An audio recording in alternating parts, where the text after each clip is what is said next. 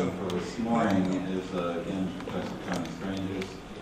I think almost everyone is familiar with the selectorate.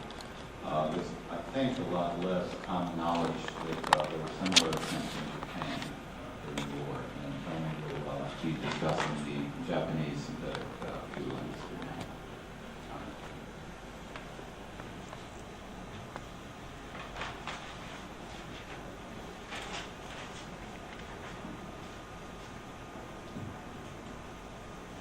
Having the chance to have spoken on the German and now speak on the Japanese, and since they're relatively close together, you can see the similarities and the differences that will emerge with the Japanese and the German programs. The similarities, first of all, Japan, like Germany, has no natural sources of petroleum to speak of. In fact, it's worse off than Germany. It doesn't even have much coal. The Japanese coal was really what they had in Korea, what they got from Korea and Manchuria, and then from the Chinese mainland. So they had a shortage on both petroleum and the raw materials from which to produce the petroleum. The other things that stand out is both of these were military driven to some extent.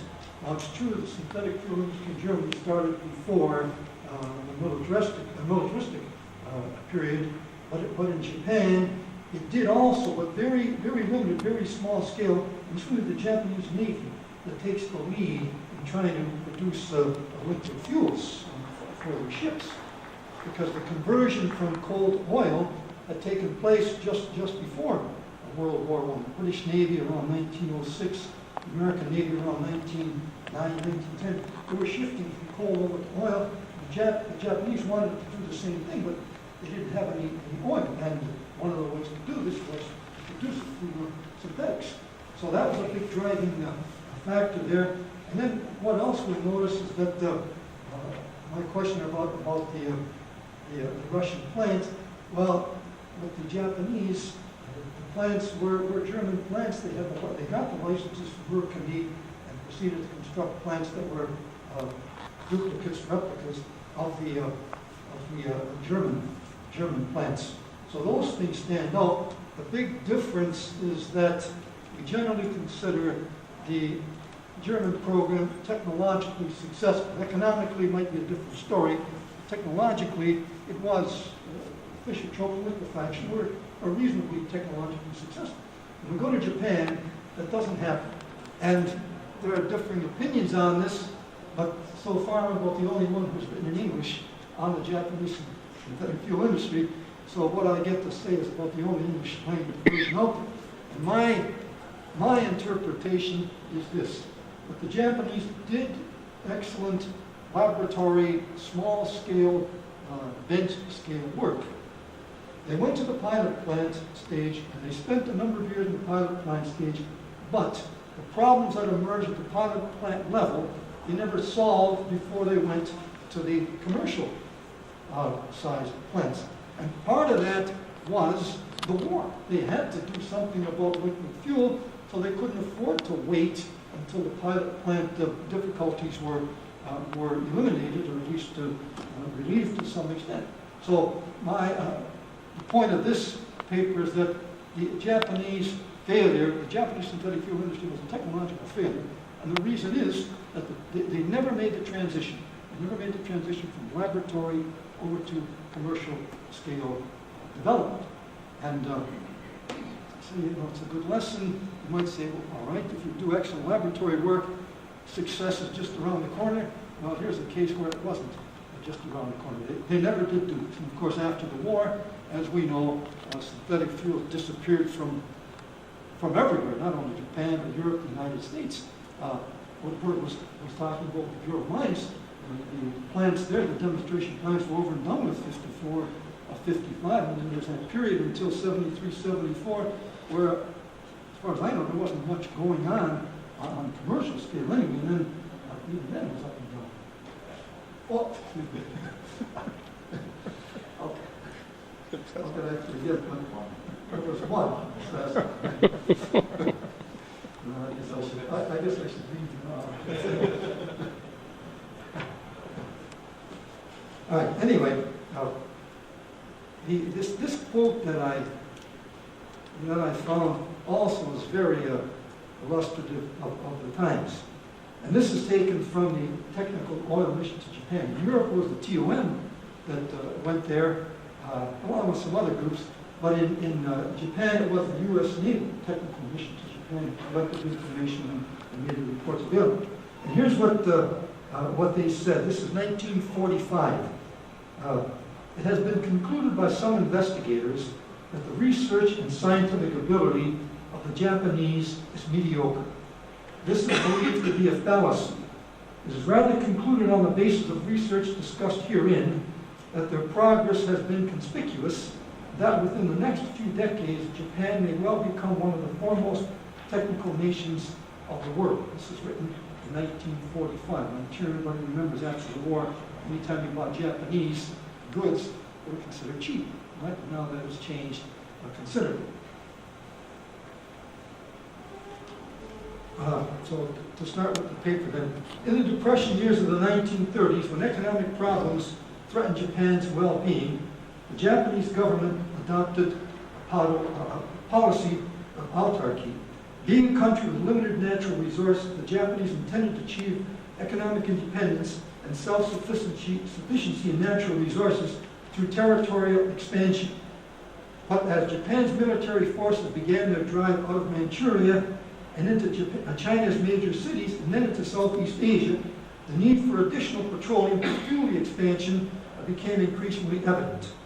Petroleum consumption had risen from 40,000 metric tons in 1912 to 660,000 tons in 1924 and tripled to 2 million tons in 1932. Production had not kept pace. In 1932, it was only 242,000 tons in Japan proper, 35,000 in Taiwan, and represented 1/7 of Japan's total peacetime consumption. Imports from the U.S., British Borneo, Dutch East Indies, and Soviet Union made up the balance. During the same period, Germany and Britain attempted to limit their lack of naturally occurring petroleum by synthesizing liquid fuel from coal. The Japanese adopted a similar approach beginning in 1936. By that time, they had calculated a minimum 400 to 500 year lifetime for their coal reserves if converted to liquid fuel at an annual rate of 15 million tons. The Japanese investigated several coal conversion processes: low temperature carbonization, shale oil shale distillation, and liquefaction, and Fischer-Tropsch. The first two are really derived processes, and the last two are synthetic processes. And as it turns out, because the liquefaction and Fischer-Tropsch were both technological failures, most of the liquid fuel the Japanese produced came from low temperature carbonization with a maximum yield of about 12%, and from shale oil, which was in that same range. So what happened then, these two processes had low technological requirements. All it amounted to really was distillation, and they ended up producing far more than both liquefaction and Fischer-Tropsch. So in the 1930s, coal liquefaction was farther advanced than Fischer-Tropsch, and it became the focus of Japan's synthetic fuel program. The Japanese carried out extensive and first-rate laboratory research and placed great faith in liquefaction's rapid and successful development. They also conducted high-quality laboratory research on the Fischer-Tropsch synthesis. But in both cases, the Japanese failed to make a successful transition out of the laboratory because they leaped into commercial-scale synthetic fuel production with insufficient pilot plant experience. Curtailing or bypassing the intermediate pilot plant stage of development led to serious operating problems and doomed their synthetic fuel program to failure. The failure also illustrates the generally lower level of pre-World War II Japanese engineering compared to the West. A wartime atmosphere clearly compounded the urgency, and consequently the two synthetic processes contributed little to Japan's liquid fuel sources. So what happened also in the 30s, that just as the German government got involved with their four-year plan, in 1936 the Japanese government began offering incentives to produce liquid fuels from coal, from shale, from just anything other than natural petroleum. And then in 1937, the government proposed a 7-year plan, and this had two major provisions for implementing synthetic fuel production. One of these was the Imperial Fuel Development Company, set up in 1937, and the other one was the Synthetic Oil Production Industry Law from 1938. And what it called for was a total of 87 plants. But notice there, most of them were low temperature carbonization, 66 of these, and then the 10 liquefaction, and 11 Fischer-Tropsch. And there was only one shale oil plant, and that was Hushun in Manchuria. So that was also included, but it would make then 88 plants if you want to include that one. But what happened, despite these lofty ambitions? Shortages of plant equipment, strategic metals, including nickel and iron, the high purchase and shipping cost of equipment and material resulting from the yen's decrease in value, and the serious technological scale-up problems severely handicapped the plan. When the war ended in 1945, August, the Japanese had constructed 15 plants out of a proposed 87 that in 1944 achieved a peak production of 717,000 barrels of fuels. Unlike the German and British governments, which did not take an active role in their industry's early work on synthetic fuel, the Japanese government, acting through the Navy, participated from the beginning. And the Navy was active, really active in participation. They had their own research centers. They controlled this thing almost from start to finish. The Navy was the first to recognize the severity of Japan's problem, and it led the way in trying to make the empire self-sufficient in liquid fuel. But at the same time, the Navy's participation generated unnecessary rivalry with non-military scientists over research decisions and promoted undue secrecy and security concerns, which contributed nothing to the synthetic fuel program. By 1942, the Navy's program, despite claims to the contrary, was a failure. Later in the last year of the war, and after the Navy's program had collapsed, the Japanese Army tried to revive the production of synthetic fuel, but Japan's defeat ended the Army's short-lived effort. During the war years, the Japanese government also increased petroleum imports and their storage. In 1941, Japan had required 30 million barrels of petroleum for wartime military and civilian needs, and had the capacity to refine 35 million barrels per year. Domestic crude production was only 2.5 million barrels, but at the time of Pearl Harbor, the Japanese had stored 60 million barrels of crude and refined petroleum products. They got these mainly from imports.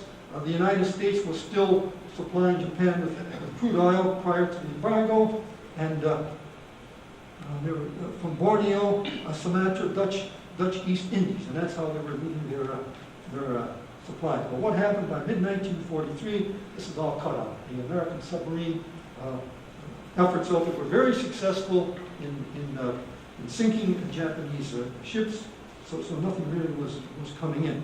So the seriousness of Japan's petroleum shortage greatly reduced the time schedule for synthetic fuel research and development, and this partially accounts for their leap into the industrial stage. And it also was the reason why the Army in the end tried to do something to salvage liquid fuels. So Japan's unsuccessful pre-war and World War II synthetic fuel program has provided a case study in technological failure. It failed despite highly promising laboratory research and the government's considerable economic incentives for the reasons that I have said. And what happens is that along with the lower level of technological or engineering experience, it was virtually impossible for the Japanese to succeed.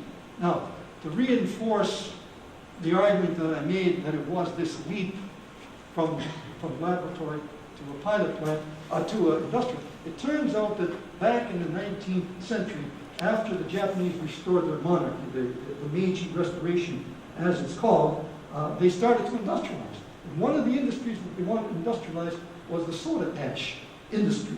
And it turns out in the 1920s, exactly the same thing had happened. They were quick to go from laboratory to big full-scale plants, and that turned out to be a disaster as well. And that's what kind of convinced me that maybe this argument, the Japanese impatience and haste in both instances is a good reason for the failure.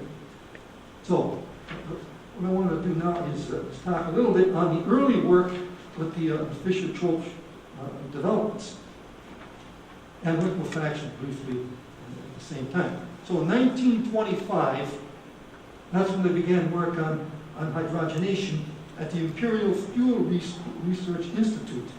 In 1925, the Japanese Navy also began a program. So you've got them work going on at the Fuel Research Institute, and then you have the military involved. The Japanese Navy had the big research program at Tokuyama.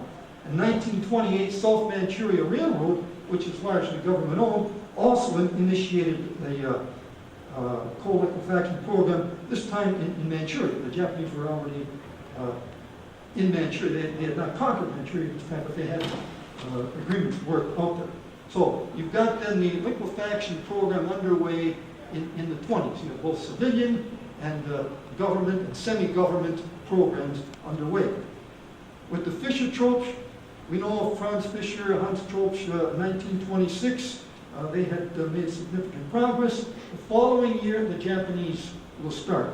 And the key figure there is Junichiro Kita, who died in 1952. He was at the Imperial Institute, the Institute of Physical and Chemical Research in Kyoto, the Kyoto Imperial University. He is the one who really initiated the Fischer-Tropsch work in Japan. And his specialty was catalysis. So, because the Japanese had no domestic source of expensive cobalt and thorium, he began work on cheaper iron and nickel catalysts. Working in the laboratory on a small pilot plant, 100 cubic meters per hour synthesis throughput, in 1937, Kita developed an iron catalyst. He claimed that the approach, that its yield approached the cobalt thorium catalyst at atmospheric pressure. So this is the 1 atmosphere plant. But like all iron catalysts, it was highly sensitive to sulfur present in any coal. Outside of Kita's research, no other Japanese study on Fischer-Tropsch occurred in the mid-1930s.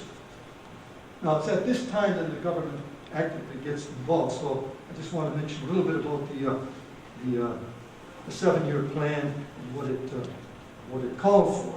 Right? So the 87 plants were constructed not only in Japan but in Manchuria, and by 1944, each of these plants was to produce 1 million kiloliters per year of gasoline and fuel oil, and this was to meet 1/2 of civilian needs.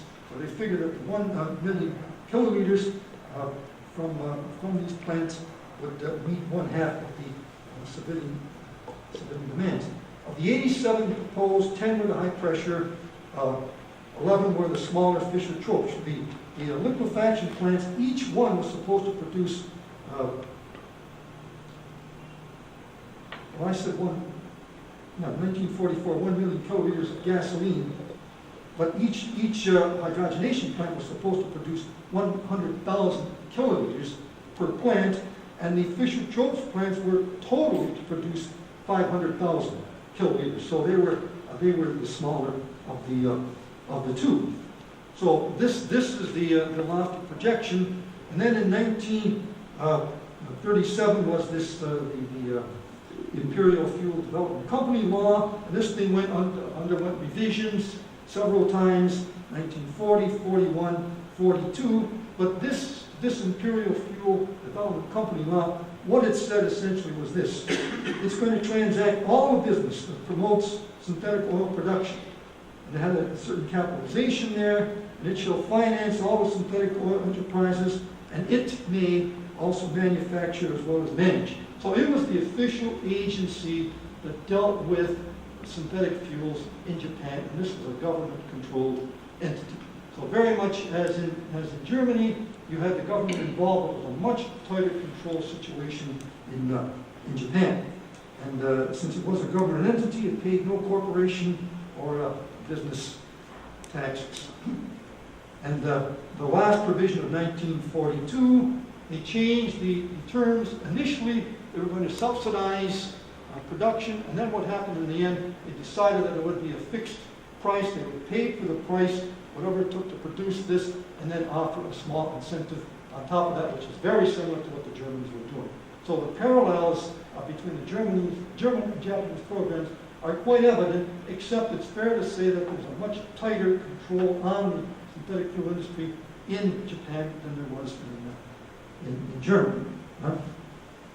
So they relied on this. Initially, they relied on imports, and they relied on whatever other natural sources that they could accumulate. So what happens now as we get into the 30s? I'll just say a little bit about the research and development of the Fischer-Tropsch synthesis, which got off really in a very promising way, because Kitze was a dedicated individual, and this was his lifetime concern. So Kita's investigations were by far Japan's most important research on the Fischer-Tropsch synthesis. What started at Kyoto in 1927 as a purely scientific laboratory study using small-scale glass apparatus did reach the semi-commercial pilot plant stage in 1937. He set out to produce a catalyst superior to cobalt thorium catalysts. And by 1936, he says the best of this catalyst equaled the cobalt thorium catalysts, but they were the nickel and not iron. Shortly after Kita began his pioneering work, centers of Fischer-Tropsch research emerged at the Imperial Fuel Research Institute in Kawagachi and Tokyo, and Mitsui Bussan got involved at this time. And it's this time, 1937, where the Japanese enter into agreement with the Germans, right, with Ruhr-Chemie at this time, and they secure the rights to the Fischer-Tropsch patents. The initial negotiations, February 16, 1937, the completion, February 16, 1937, after 2 years of negotiating the terms of the licensing. And they paid for these licenses, the license, 7.2 million yen, which works out to about $1.8 million in 1937 terms. And you can check the conversion for 37 to present day times. So the Japanese military played the active role in developing the Fischer-Tropsch synthesis. But unlike shale oil and liquefaction, it was the Army that got involved with the research. The Navy lacked interest because they claimed the process could not produce the heavy fuel oil, and they were really going to work with liquefaction. So coal hydrogenation, not Fischer-Tropsch, was the Navy's first priority. It wanted sole control of coal hydrogenation in Japan and strongly encouraged Mitsui to pursue rights to the Fischer-Tropsch. Mitsui had already tried unsuccessfully to obtain a license on hydrogenation from ICI, Imperial Chemical Industries Dillingham plant, and that had fallen through.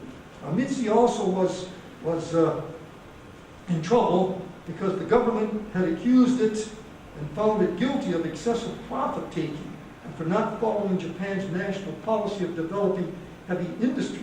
Commercial trading was Mitsui's major involvement, in coal mining its only heavy industry. To improve its public image, Mitsui decided to develop the Fischer-Tropsch synthesis, and with the establishment of this Imperial Fuel Development Company, it agreed to nationalizing its license so that any company in Japan was free to use the Fischer-Tropsch licenses. Now, as it turns out, the only plants ever constructed were Mitsui plants, so nobody else really used the licenses, but they did offer them to anybody that wished to use them. At the Imperial Fuel Research Institute, investigations in both laboratory and semi-commercial plant went on for the years 1933-1940. Instead of cheaper iron catalysts, the Institute worked with nickel-cobalt catalysts that had about a 1 month lifetime, maximum life. Laboratory tests, they were getting about 100 grams per cubic meter of synthesis gas. And the semi-commercial plant, they were operating at 5 atmospheres. Their liquid fuel capacity was 200 kilograms per day, with 100 cubic meter per hour synthesis throughput. The plant never exceeded 30% capacity. That's the best they ever got out of this. And they blamed it on the catalysts and the converters' inadequate temperature control for the poor performance. The plant never operated for more than a few days at a time. And when Mitzi constructed its first commercial plant, they shut down this troublesome pilot plant in Kawaguchi. After Mitzi acquired the right to prepare and use these catalysts, then what happened, they also started working exclusively, other investigators started working exclusively on developing iron substitutes for both 1 atmosphere and middle pressure synthesis. In fact, it's fair to say that Japan's most important contribution for the Fischer-Tropsch was their work on catalysts, because this was painstaking, it was extensive, and this is the kind of thing that Mitzi was encouraging anyway. So the laboratory investigations went on. They got it up to about a 44% conversion. They continued with the iron catalyst, small pilot plants, 1942. They tested more iron catalysts, 43, 44. And what happened now, they operated some of these plants, late 30s, early 40s. And this time, they had to go with the commercial plants. So in 1936, they get ready to go with commercial construction. And it's all Mitzi that's going to do the construction of the commercial plants. So it began in 1936. Right, and this is the same year that Mitzi actually acquired the option, the official contract went through in 1937. Right? Of the plant's proposed, annual production, 1 million kiloliters instead of gasoline and fuel oil. Right? And the Fischer-Tropsch were to produce the 500,000 kiloliters. And there are considerable subsidies for this. I've spelled it all in some detail, but it's kind of complicated to go through the subsidies. And the 3 plants that they did construct, one was at a place called Mike, it's spelled M-I-I-K-E, so I think Miki is the pronunciation of that. Amagaki was the second one, Hanshu, and Takakawa was the third. These are the 3 that they completed by the end of World War II, and all of these were Mitzi plants. They had 2 other ones that we're working on. One of these were in Manchuria, I should say. One was in Cheilin, and the other was in Chinchon. So 5 along, 3 completed and 2 were around the rate of construction by the time they were ended.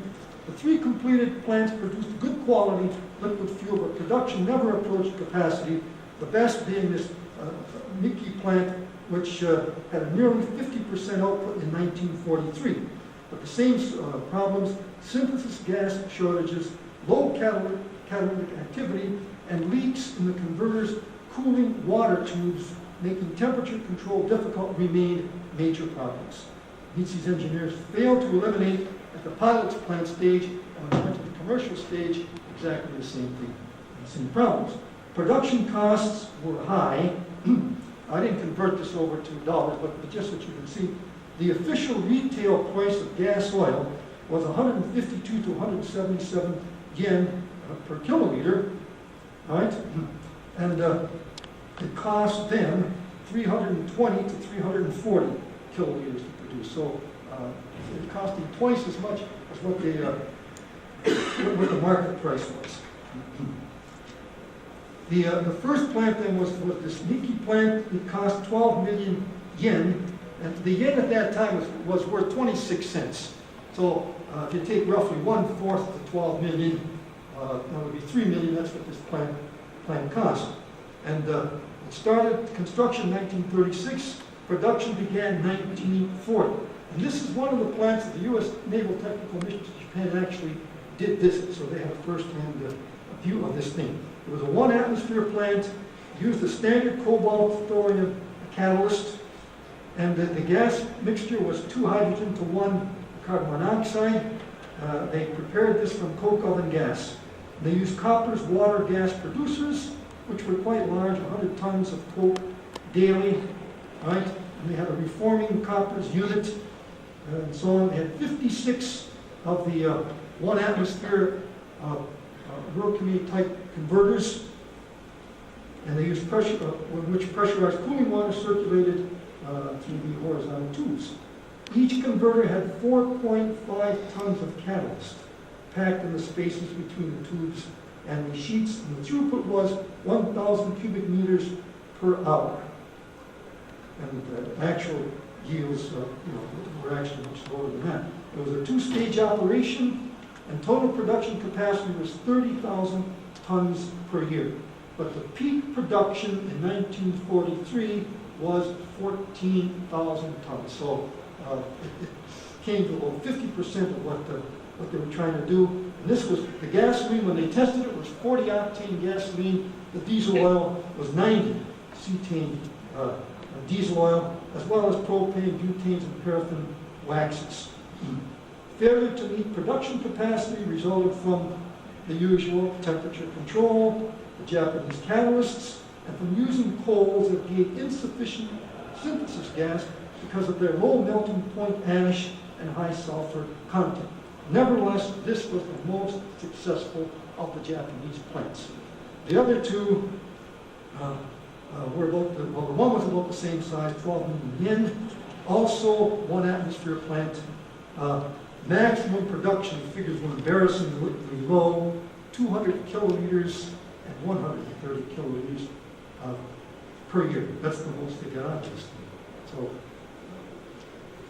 and the last of these plants at the Takakawa, this was bigger, 20 million yen for the construction, 50,000 ton per year. And this one was a middle pressure, 10 atmosphere. And he used both iron and cobalt thorium catalyst. And this one was in operation in 1942. 36 Murakami converters and 4 Japanese design converters. One that developed at Kyoto, and this was using iron and magnesium. So this one, maximum production over 3 years, actually 4 years, 1,500 kiloliters, 1,600 kiloliters, 6,600, and 2,400 kiloliters. So all 3 plants really did nothing. Right? For those other plants that were not completed, I say they were roughly the same size. The total for the 5 plants was supposed to be, total capacity was supposed to be 178,000 kiloliters per year, but their total production was 55,000 kiloliters per year. And it was mainly the Miki plant that they constructed. So what happens? High hopes, little success. Liquefaction, it's pretty much the same story. In fact, the Fischer-Tropsch was more successful than the liquefaction. So we'll leave it at that. The liquefaction plants that they did construct, one was in Manchuria near the Fushan Shale Oil Works, and the other one was in Agochi in Korea. All right? So to wrap this up then, with a conclusion here,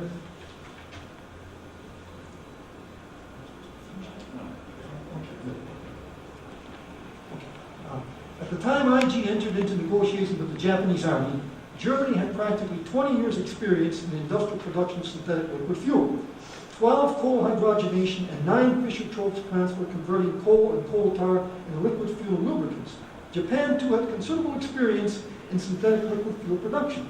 But in 1945, after experimenting for 20 years, only 3 Fischer-Tropsch and no coal hydrogenation plants were in operation and shut those down.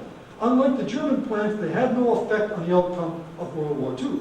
The older and technologically simpler LTC and distillation produced most of the liquid fuel that Japan obtained from coal and shale oil. The 7-year plan of 1937 had called for an annual production of 12.6 million barrels of synthetic oil and gasoline, synthetic gasoline fuel oil, yet by 1944 production was 750,000 barrels, all of which came from the Fischer-Tropsch and the LTC. Shale oil made a small amount of oil, 582,000 barrels. The Japanese carried out considerable laboratory research on coal hydrogenation, more than any other country except Germany, and developed their own standard hydrogenation catalyst that performed reasonably well. They also obtained rights to the Fischer-Tropsch process from mercury for the 7.2 million yen. And chemists such as Akita spent years developing cheaper iron catalysts to replace mercury's more expensive cobalt chlorine. Yet yields were always lower with the iron catalysts.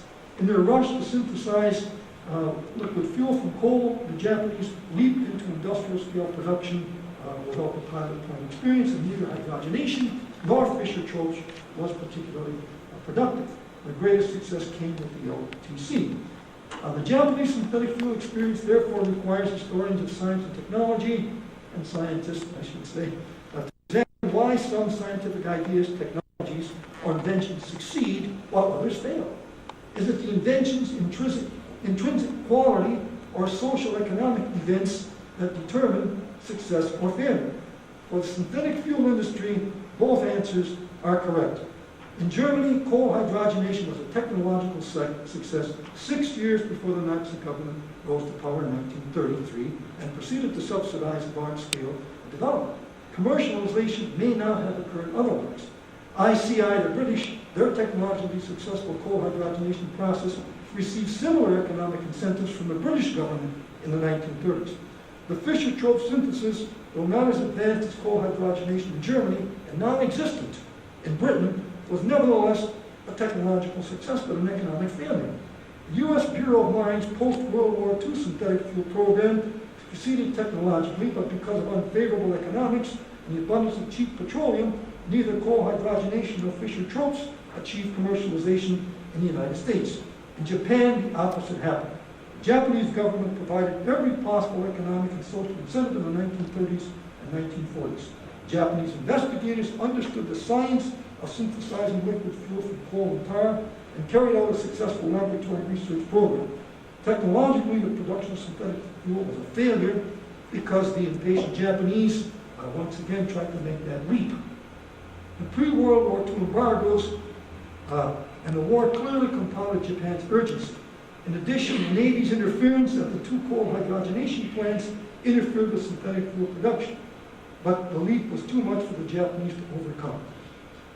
By 1930, the Japanese had recognized that the lack of petroleum seriously would hinder their long contemplated Asian expansion. The very real possibility of a major Pacific war led to their establishing a large reserve of crude petroleum and refined products, and to developing a synthetic fuel within their empire to guarantee independence from foreign petroleum supplies. But in the end, the Japanese empire collapsed, and with it, the source of the crude petroleum for Japan's refineries. And another victim was the synthetic fuel industry.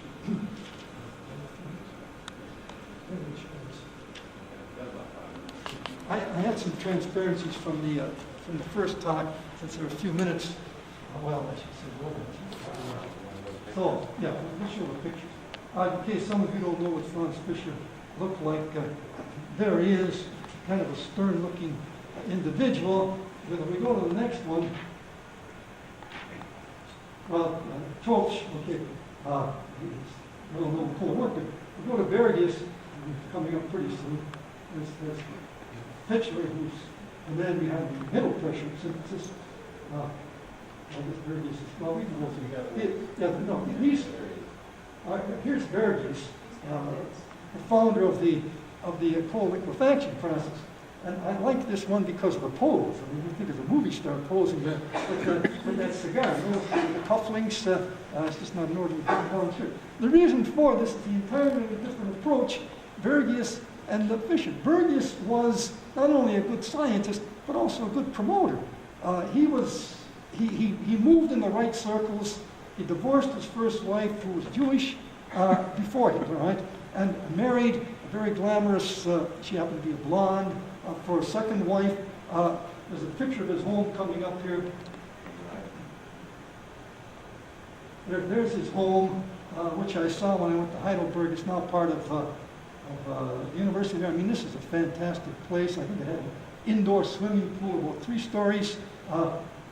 He lived it up. So, you know, the two processes are different, or you might say they're both hydrogenation, they're sufficiently different. But the two individuals are completely different in approach. And the truth about Bergius is that in the end, he was such a lavish spender, and he won the Nobel Prize in 1931 with Karl Bosch. The story is, and I spoke to his nephew about this, that when he got the prize money, he was so far in debt because he was always getting advances from I.G. Farben on his patents that he sold to them in 1925.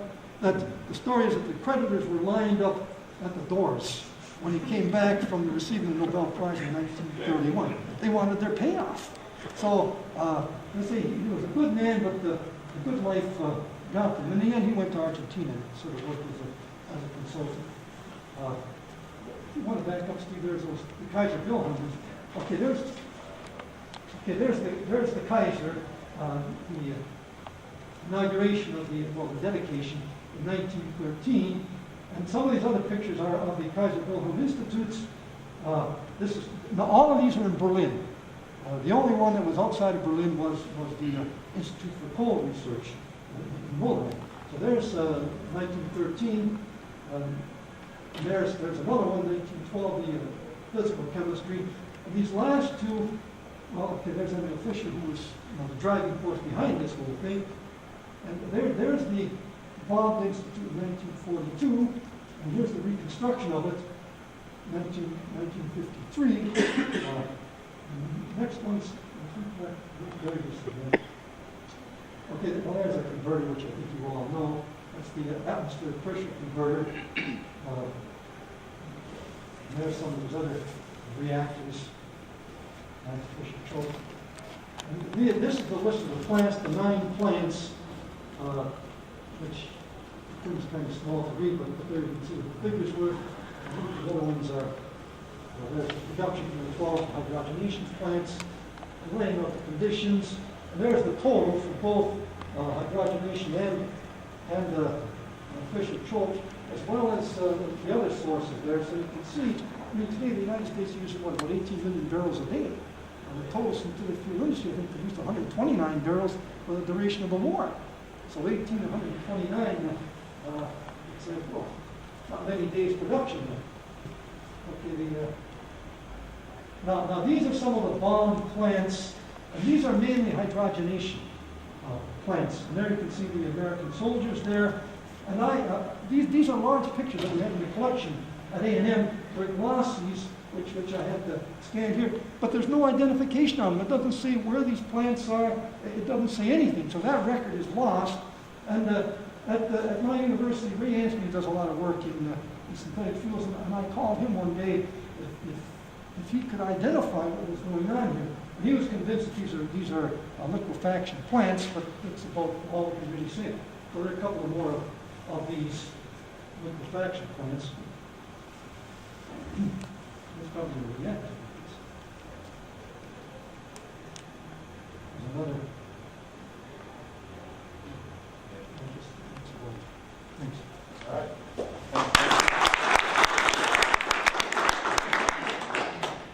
A minute or two for any questions?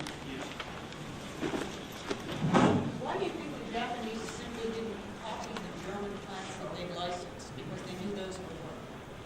Well, that's part of the problem here. They did copy the German plants, but something happened in erecting these plants. And really, when the war ends in 1945, there are contacts going on again between the Germans and the Japanese. I guess the last one here shows a meeting of Japanese and Germans talking at the end, still trying to salvage, 43, trying to salvage something to see what they can do about these plants. So they were German plants. And the problem,